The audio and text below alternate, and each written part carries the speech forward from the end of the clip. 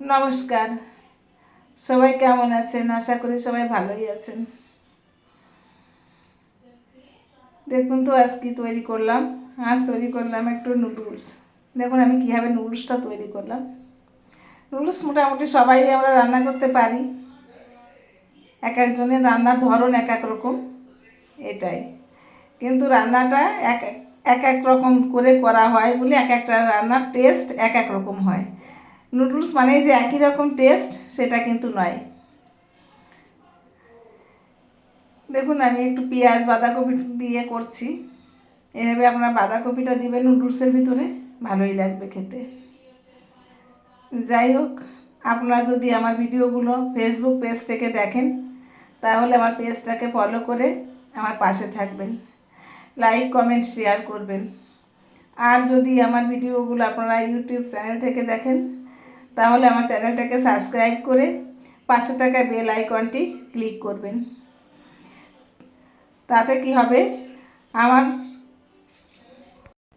নতুন নতুন ভিডিওগুলো সব আপনাদের কাছে আগে পৌঁছে যাবে, দেখতে পারবেন নতুন নতুন ভিডিও। এই জন্য প্রত্যেক দিনই ভিডিও ছাড়ি, ভিডিও করি, কিন্তু লাইক কমেন্ট খুব একটা আসে না। তাই আপনাদের কাছে অনুরোধ, আপনারা লাইক কমেন্ট করবেন। ফেসবুকে কাজ করতে এসে একটা জিনিস বুঝেছি, একা একা কখনো এগোনো যাবে না।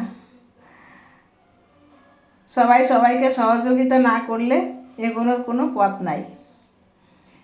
তাই আমি অনুরোধ করব যে সবাই একটু আমাকে সহযোগিতা করবেন। আমি প্রত্যেকের ভিডিওতে লাইক কমেন্ট করি। যখনই যে ভিডিওটা আমার সামনে আসে আমি সাথে সাথে লাইক কমেন্ট করি, আবার ফলো করেও রাখি। ইউটিউব থেকে দেখলে আমি সাবস্ক্রাইব করেও রাখি। তাই আমি চাইবো আপনারাও আমার ভিডিওগুলো দেখবেন, লাইক কমেন্ট করবেন, শেয়ার করবেন, সাবস্ক্রাইব করবেন। ধন্যবাদ সবাইকে। সবাই ভালো থাকবেন, সুস্থ থাকবেন। আজ এই পর্যন্তই। অন্য দিন দেখা হবে অন্য কোনো নতুন ভিডিও নিয়ে। আজ তাহলে আসি, টাটা।